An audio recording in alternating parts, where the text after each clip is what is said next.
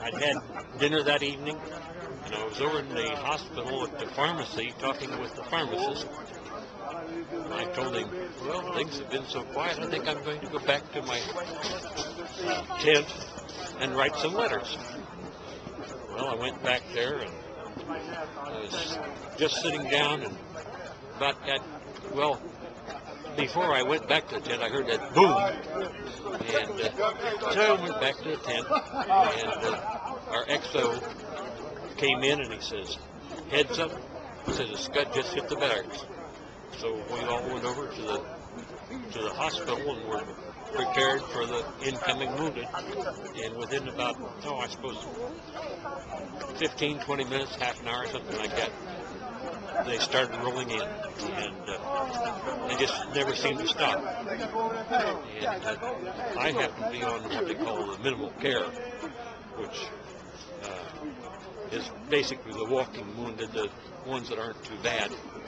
And had the dubious honor of admitting the most victims to the hospital that night. It was somewhere between 12 and 15, I didn't know for sure. What were you feeling emotionally when you saw these individuals coming in the condition in which they were being brought into you? I really didn't have time to feel anything other than just get busy and work. And it was afterwards that I began to have the feelings. And the next day, I think it was, or a day or two later, this young lieutenant came into my office. She started crying. She says, I just couldn't do enough.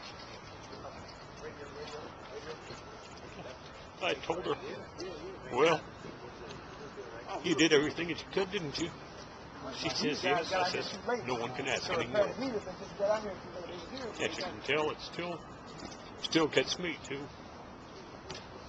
And stop by every once in a while here just to look at the memorial. And I'm sorry that I had to be there, but I'm glad that I was. Still emotional, so emotional it seems 20 years later. Does that ever leave? How have you been able to deal with over the last 20 years? Oh, the only reason that I keep on going is because I know I was there and I did what I could. And like I say, I'm sorry that I had to be there, but I'm glad that I was.